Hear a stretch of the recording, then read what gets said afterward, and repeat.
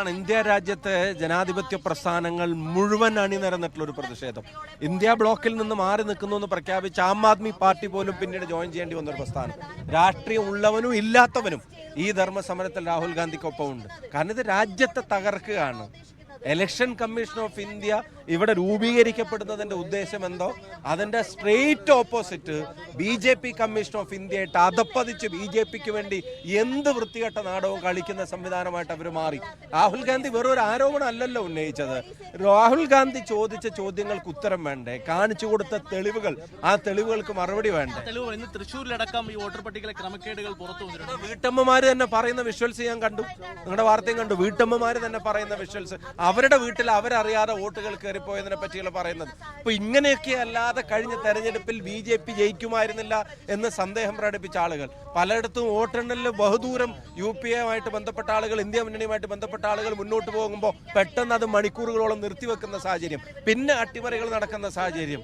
അച്ഛന്റെ പേര് ABCDEFGH മുതൽ Z വരെ ഉള്ളത്, വീട്ടു നമ്പർ 0, ഒരേ ഫോട്ടോ, പല ബൂത്തുകളിൽ പേര്, ഇതൊക്കെ തെളിവ് സഹിതം കൊണ്ടുവന്നതല്ലേ? അതിന് മറുപടി മറുപടിയൊക്കെ കണ്ടായിരുന്നു. തീർത്തും അതായത് ഇത്തരം വാദങ്ങൾ തെറ്റാണ്, രേഖകളല്ല.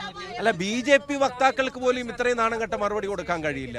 BJP വക്താക്കൾക്ക് പോലും തെളിവ് സഹിതമാണല്ലോ കാര്യങ്ങൾ പറഞ്ഞത്. എന്ന് മാത്രമല്ല, ഇവിടെ ഒരു പ്രധാനപ്പെട്ട കാര്യം, ഇന്ത്യയുടെ പാർലമെന്റിനകത്ത് ഇതൊന്ന് ചർച്ച ചെയ്യുന്നതിനകത്ത് ഇവരെന്തിനാ ഭയപ്പെടുന്നത്? എന്താ ഗവൺമെന്റിനെ ഭയപ്പെടുത്തുന്നത്? എന്താ പ്രധാനമന്ത്രിക്ക് പാർലമെന്റിനെ ഫേസ് ചെയ്യാൻ ധൈര്യമില്ലാതെ പോകുന്നത്? പഴയ പോലെ അവർ പ്രഖ്യാപിച്ച പോലെ തെരഞ്ഞെടുപ്പിന്റെ മുമ്പ് അവരുടെ ചാനലുകളും ദേശീയ ചാനലുകളും പ്രഖ്യാപിച്ച പോലെ 420 അവരിപ്പോൾ ഉള്ളത്. 420, 130 തമ്മിലുള്ള കളിയല്ല ഇന്ത്യൻ പാർലമെന്റിനകത്ത് നടക്കുന്നത്.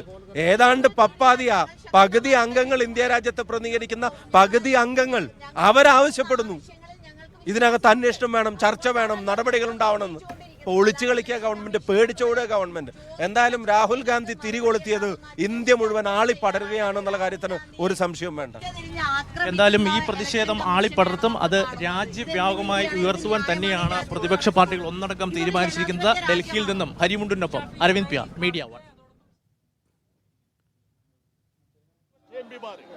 ഈ ഒരു സമരം ഇനി തുടർന്ന് മുമ്പോട്ട് അതിശക്തമായ പോരാട്ടം തുടരും. ജനങ്ങൾക്ക് വേണ്ടി